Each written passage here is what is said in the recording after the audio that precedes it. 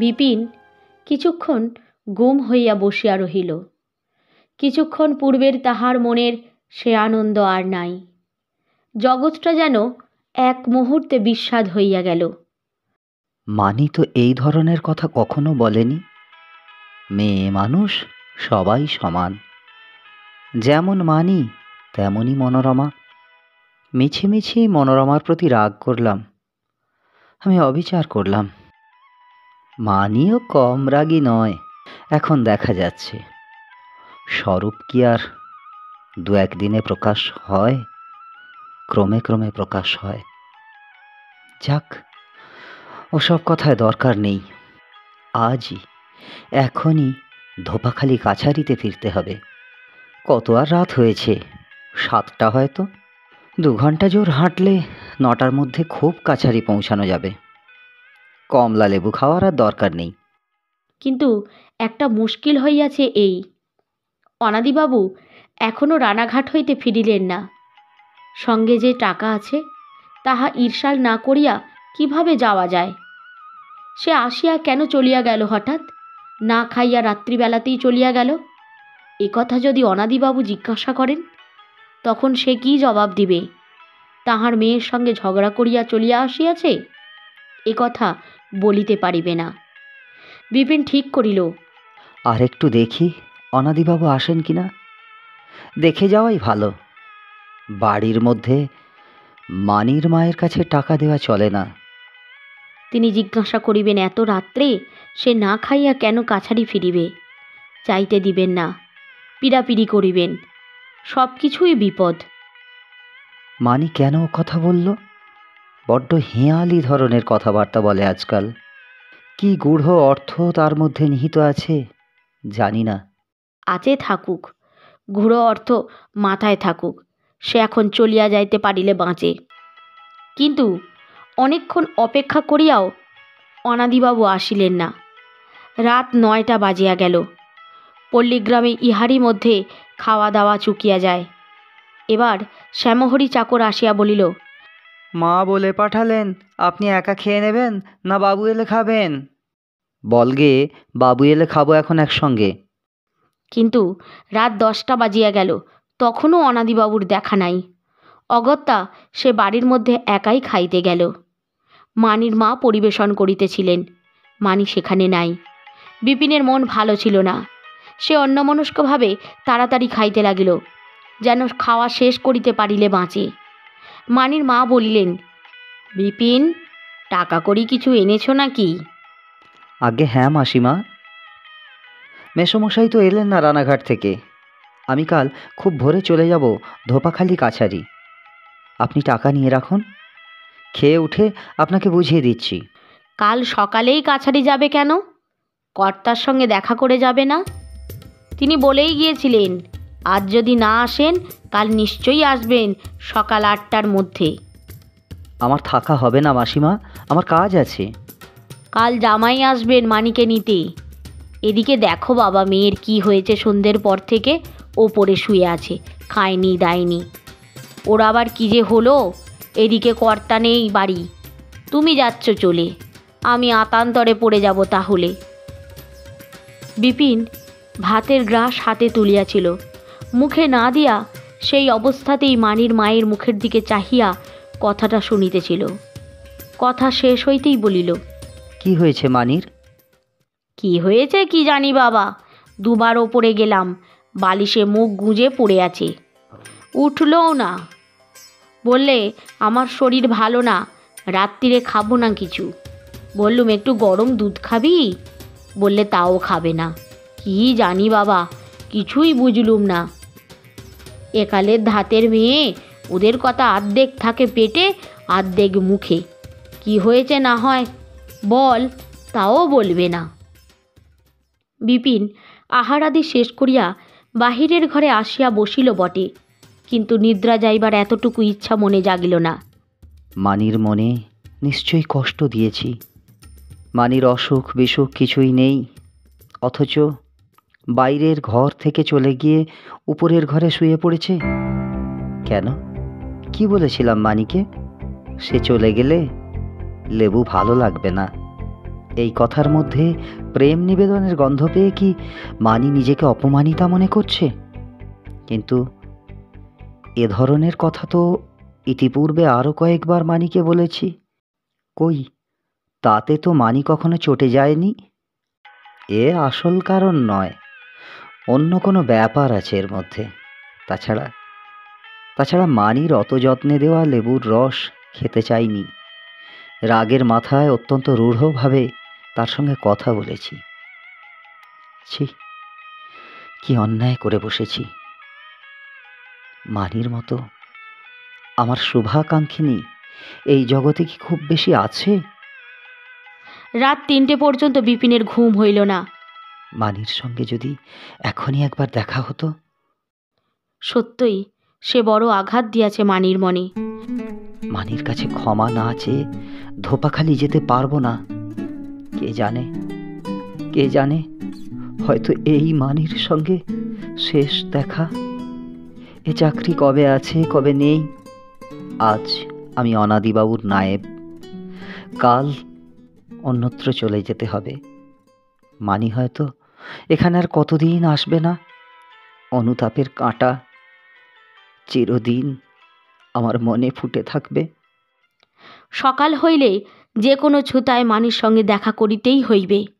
না হয় দুপুরে আহারাদি করিয়া কাছারি রওনা হইলেই চলিবে। এখন মানির মনের কষ্ট না মুছাইয়া সে এ স্থান ত্যাগ করিবে না।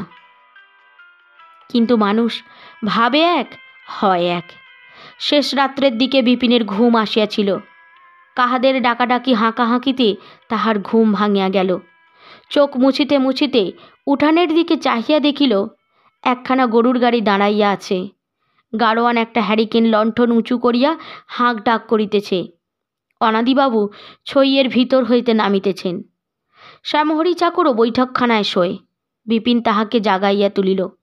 অনাদিবাবু বিপিনকে দেখিয়া বলিলেন, এই যে বিপিন, তোমার কথাই ভাবছিলাম। বড্ড জরুরি কাজে রানাঘাট যেতে হবে তোমাকে কাল সকালেই। আজ রাত্রেই তোমায় কাগজপত্র দিয়ে দিই। কাল বেলা 8টার মধ্যে উকিল বাড়ি দাখিল করে দিতে হবে। ভাবছিলাম কাকে দিয়ে পাঠাই। তুমি এ সময় এসে পড়েছ, খুব ভালো হয়েছে। বসো বসো, আমি আসছি ভেতর থেকে। সেখান থেকে বেরিয়েছি রাত 10টার পরে। নতুন গরু চলতে পারে না পথে। এখন তো রাত প্রায়, ওহ, কি কষ্টই গিয়েছে সারা রাত। বাড়ির ভিতর হইতে তখনই ফিরিয়া অনাদিবাবু বিপিনকে কাগজপত্র বুঝাইয়া দিলেন। বলিলেন, আমি গিয়ে শুয়ে পড়ি, তুমিও শোও। এখনও ঘন্টা 2 রাত আছে। ভোরে উঠে চলে যেও। যদি উকিলবাবু ছেড়ে দেন তবে কালই ওখানে খাওয়া দাওয়া করে বিকেল নাগাদ এখানে চলে এসো। কাল আবার আমার মেয়েকে নিতে জামাই আসছেন কলকাতা থেকে। পারো তো কিছু মিষ্টি এনো সাধুচরণ ময়রার দোকান থেকে। এই 1টা টাকা নিয়ে যাও। খুব ভোরে উঠিয়া বিপিন রানাঘাট রওনা হইল। যাইবার সময় সারা পথ দেখিল খুব ভোরে উঠিয়া চাষারা জমি নিড়াইতেছে। এবার বৈশাখের প্রথমে বৃষ্টি হইয়া ফসল বুনিবার সুবিধা করিয়া দিয়াছিল। এখন বৃষ্টি আদৌ নাই। জমিতে জমিতে নিড়ানি দেওয়া চলিতেছে। হয়তো এবার জ্যৈষ্ঠের মাঝামাঝি বর্ষা নামিবে। এই ভয়ে চাষিরা শীঘ্র শীঘ্র ছাঁটার কাজ শেষ করিতে চায়। সারা পথ 2 ধারে মাঠে ধান পাটের খেতে চাষারা জমি নিড়াইতেছে। ভোরের অতি সুন্দর মিষ্টি বাতাস। মাঠে ও পথের ধারে ছোট বড় গাছের সোঁদালি ফুলের ঝাড় ঝুলিতেছে। বিশেষ করিয়া কানসোনার মাঠে। রেলের ফটক পার হইয়া আবার তত নাই। ফাঁকা মাঠের মধ্যে চারিধারে শুধু সোঁদালি ফুলের গাছ। কলাধরপুরের বিশ্বাসদের বাড়ির চণ্ডীমণ্ডপে বিপিন একবার তামাক খাইবার জন্য বসিল। প্রতিবার রানাঘাট হইতে যাতায়াতের পথে এইটা তাহার বিশ্রামের স্থান। বিশ্বাসদের বাড়ির সকলেই বিপিনকে চেনে। বিশ্বাসদের বড় কর্তা রাম বিশ্বাস চণ্ডীমণ্ডপের সামনে পাটের দড়ি পাকাইতে ব্যস্ত ছিলেন। বিপিনকে দেখিয়া বলিলেন, এই যে চাটুর্য মশাই, আসুন, পেন নাম হই। আজ যে বড্ড সকাল সকাল রানাঘাট চলেছেন, মোকদ্দমা আছে নাকি? উঠে বসুন ভালো করে। একটু চা করে দিক? না না, চায়ের দরকার নেই, একটু তামাক খাই বরং। আরে তামাক তো খাবেনি, চা একটু খান। অত সকালে তো চা খেয়ে বেরোননি, এখন 7টা বাজে। আমিও তো চা খাবো।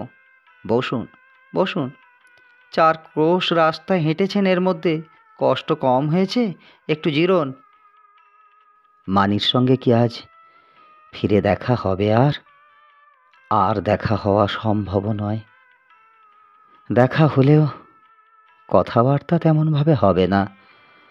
জামাইবাবু আসবেন, কর্তা বাড়ি রয়েছেন, তবুও একবার চেষ্টা করে দেখতে হবে। বিশ্বাস মহাশয় চা ও মুড়ি আনিয়া দিলেন।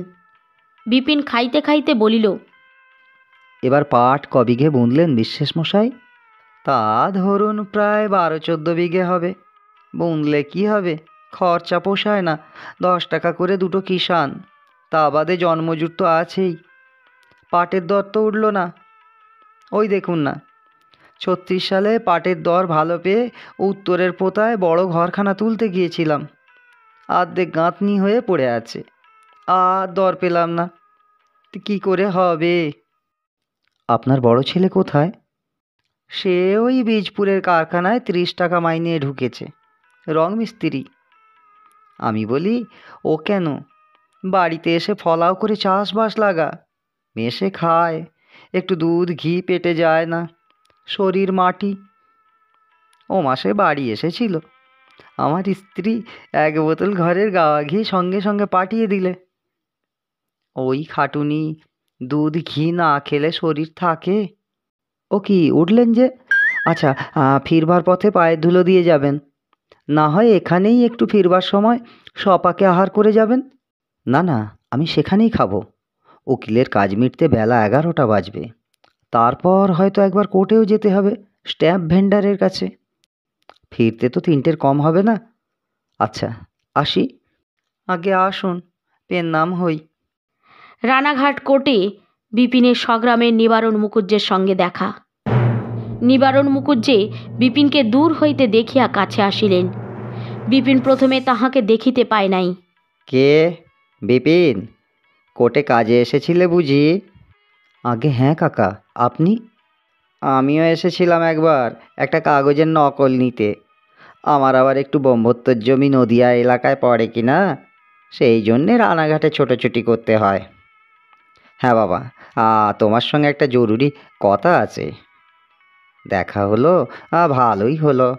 একটু আড়ালের দিকে চলো যাই, একটু গোপনীয় কথা কি না? বিপিন একটু কৌতূহলী হইয়া নিবারণ মুখুজ্জের সহিত লোকজন হইতে একটু দূরে গেল। বাবা, কথাটা খুব গুরুতর। তোমার বাড়ির সম্বন্ধেই কথা।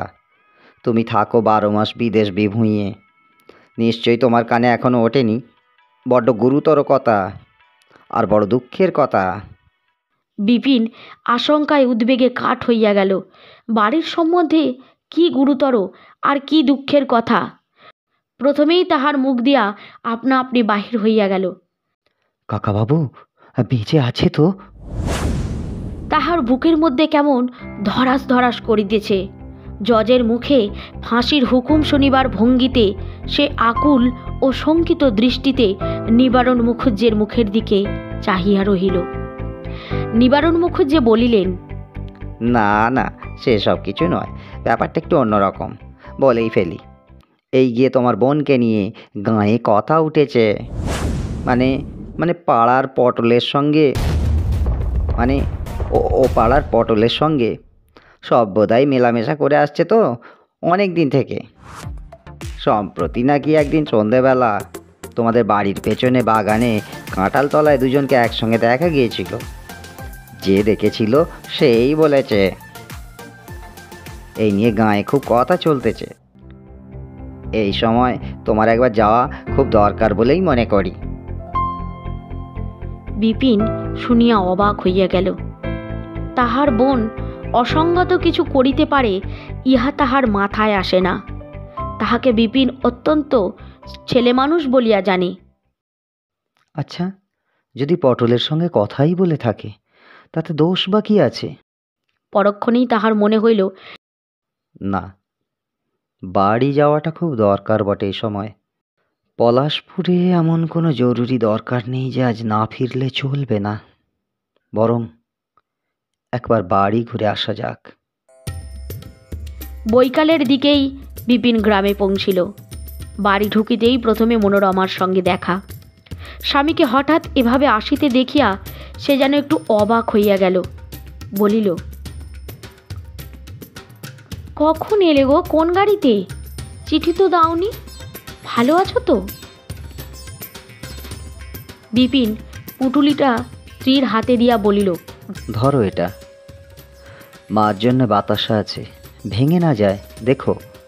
আর নেবেন জুস আছে, ছেলে পিলেদের ডেকে দাও। তোমরা কেমন আছো?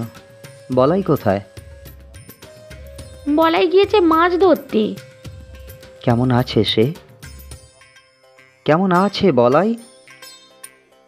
ভালো না, আমার কথা কেউ তো শোনে না। যা পাচ্ছে তা খাচ্ছে। রোজ নদীর ধারে মাছ ধরতে গিয়ে জলের হাওয়ায় বসে থাকে। জ্বর হয় রোজ রাত্রিরে, তার উপর খায় দায়, ওষুধ বিশুধ কিছুই না। মুখ হাত পা সব কেমন আছে? বেজায় ফোলা, এলেই দেখে বুঝতে পারবে। আজ একটা কথা শুনেছ? হ্যাঁ, নিবারণ কাকার মুখে শুনলাম, রানাঘাটে। আচ্ছা, কি ব্যাপার বলো তো? যা শুনেছ সব সত্যি। আমার কথা ঠাকুরজি একেবারে শোনে না। কতদিন বারণ করেছি, মাকেও বলেই দিয়েছি, মা শুনেও শোনেন না। এখন গায়ে ঢিঢি পড়ে গিয়েছে। এখন আমার কথা হয়তো তোমাদের ভালো লাগলেও লাগতে পারে। দাসীবাদীর মতো এ বাড়িতে আছি বই তো নয়। আহ, যা জিজ্ঞেস করছি তার উত্তর দাও না। তুমি নিজের চোখে কিছু দেখেছো? কতদিন? তোমাকে বললেই তুমি রেগে যাবে বলে কিছু বলিনি। মাকে বলে কি হবে? বলা না বলা দুই সমান। আচ্ছা থাক, বিনাকে একবার ডেকে দাও, আমি তাকে দু একটা কথা বলি। হ্যাঁ, তুমি এ ঘর থেকে যাও। কিন্তু মনোরমা ঘর হইতে চলিয়া গেলেও বিনার আসিতে বিলম্ব হইতে লাগিল। এ ব্যাপার লইয়া সে কি বলিবে? বিনা তাহার ছোট বোন, কখনো তাহাকে সে রূঢ় কথা জীবনে বলে নাই। বিপিন ভাবিতে লাগিল, বিনার দোষ কি? অল্প বয়সে বিধবা, ওর মনের কোন সাধই বা পুড়েছে? পটলকে হয়তো ওর চোখে ভালো লেগেছে, সম্ভব, সবটাই সম্ভব। ছেলেবেলা থেকেই পটলের সঙ্গে ভাব ছিল, আর কেউ না জানুক, আমি জানি তো। যদি পটলের সঙ্গে দুটো কথা কয়ে ওর তৃপ্তি হয়, তা আমি বারণ করি কিভাবে? তবে বিনা ছেলে মানুষ, সংসারের কী বা জানে? কত বিপদ আছে কত দিকে, সে কি তার খবর রাখে? না, আমার কাজ নয়, মনোরমাকে দিয়ে বলাতে হবে। হঠাৎ তাহার মনে আসিল মানির কথা। সেও তো এই রকম ছেলেবেলার বন্ধুত্ব। মানি বিবাহিতা, তার স্বামী শিক্ষিত মার্জিত ভদ্র যুবক। তবে মানি কেন তাহার সহিত কথা বলিতে আসে? কেন তাহাকে দেখিবার জন্য মানির এত আগ্রহ? এসব কথার কোনো মীমাংসা নাই, মীমাংসা হয় না। এই যে সে আজ বাড়িতে আসিয়াছে, সারা পথ সারা ট্রেনে কাহার কথা সে ভাবিয়াছে? নিজের মনকে চোখ ঠাড়া চলে না। ছেলে মানুষ বিনাকে কি আর দোষ দেব? আমার নিজের বাবা কি করেছিল?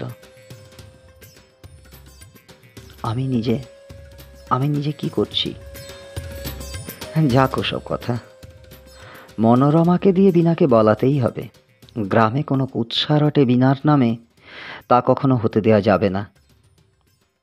দরকার হলে দরকার হলে বিনাকে এখান থেকে সরিয়ে ধোপাখালি কাছারিতে নিয়ে গিয়ে কিছুদিন নিজের কাছে রাখব। এই সময় বিনা ঘরে ঢুকিয়া বলিল, ডাকছিলে দাদা? বিপিন চোখ তুলিয়া বিনার দিকে চাহিল। অনেক দিন ভালো করিয়া সে বিনাকে দেখে নাই। বিনার মুখশ্রী আজকাল এত সুন্দর হইয়া উঠিয়াছে। কি সুন্দর দেখিতে হইয়াছে বিনা। চোখ দুটি যেমন ডাগর তেমনি স্নিগ্ধ, মুখখানি এখনও ছেলে মানুষের মতোই। এ চোখে ও মুখে কোনো পাপ থাকিতে পারে? বিপিন বলিল, বলাই কোথায়? ছোটদা মাছ ধরতে গিয়েছে। তোর শরীর ভালো আছে তো? হ্যাঁ, তুমি হঠাৎ চলে এলে যে?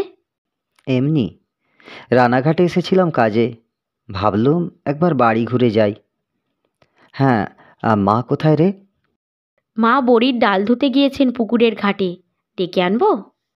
থাক, এখন ডাকার দরকার নেই। তোর সঙ্গে একটা কথা ছিল। কি বলো না। তুই তুই পটলের সঙ্গে বেশি মেলামেশা করিস নে। গায়ে ওতে 5 রকম কথা উঠছে। আমরা গরিব লোক, আমাদের পক্ষে সেটা ভালো নয়। বিপিন কথাটা মরিয়া হইয়া বলিয়াই ফেলিল। সঙ্গে সঙ্গে ইহাও লক্ষ্য না করিয়া পারিল না। পটলের কথা বলিতেই বিনার চোখ মুখের ভাব যেন কেমন হইয়া গেল, যে ভাব সে বিনার চোখে মুখে কখনো দেখে নাই। মনোরমার কথা তাহা হইলে মিথ্যা নয়। নিবারণ মুখুজ্জেও বাজে কথা বলেন নাই।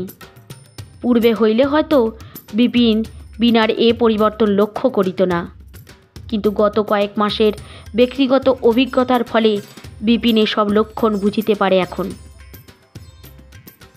বিনা কিন্তু অতি অল্প সময়ের মধ্যেই নিজেকে যেন সামলাইয়া লইয়া সহজভাবেই বলিল, যা বলো দাদা, পটলদা আসে, কথাবার্তা বলে, তাই বলি, না হয় আর বলবো না। বিপিন বুঝিল ইহা মিথ্যা আশ্বাস। বিনা ছলনা করিতেছে। পটলের সঙ্গে তাহার কিছুই নাই, ইহা সে দেখাইতে চায়। আর একটা খারাপ লক্ষণ, ছেলে মানুষ বিনা ভাবিয়াছে ইহাতেই দাদার চোখে ধুলো দেয়া যাইবে। যাইতো যদি মানের সঙ্গে পলাশপুরের বাড়িতে তাহার দেখা না হইত। ইহা ঠিকই যে বিনা মিথ্যা কথা বলিতেছে। পটলের সঙ্গে কথাবার্তা সে বন্ধ করিবে না, লুকাইয়া দেখা করিবার চেষ্টা করিবে। বিপিন বুঝিল সে বিনা আর নাই। তাহার ছোট বোন সরলা ছেলে মানুষ বিনা এ নয়। এ প্রেমমুগ্ধা তরুণী নারী। প্রেমিকের সহিত মিশিবার সুবিধা খুঁজিতে সব রকম ছলনা অবলম্বন করিবে। সহোদরা বটে, কিন্তু বিনাকে আর বিশ্বাস নাই। বিনা দূরে সরিয়া গিয়াছে। বিপিন তবুও হাল ছাড়িল না। বিনাকে কাছে বসাইয়া তাহাদের বংশের পূর্ব গৌরব সবিস্তারে বর্ণনা করিল। গ্রাম্য কুৎসা যে ভয়ানক জিনিস, তাহাতে একটি গৃহস্থের ভবিষ্যৎ কিভাবে নষ্ট হইয়া যাইতে পারে, দু একটা কাল্পনিক দৃষ্টান্ত দিয়া তাহা বুঝাইতে চেষ্টা করিল। বিনা খানিকক্ষণ মন দিয়া শুনিল, কিন্তু ক্রমশ সে যেন অধীর হইয়া পড়িতেছে। দু একবার উঠিবার চেষ্টা করিয়াও সে সাহস পাইতেছে না। দাদার সম্মুখ হইতে চলিয়া যাইতে পারিলে যেন বাঁচে।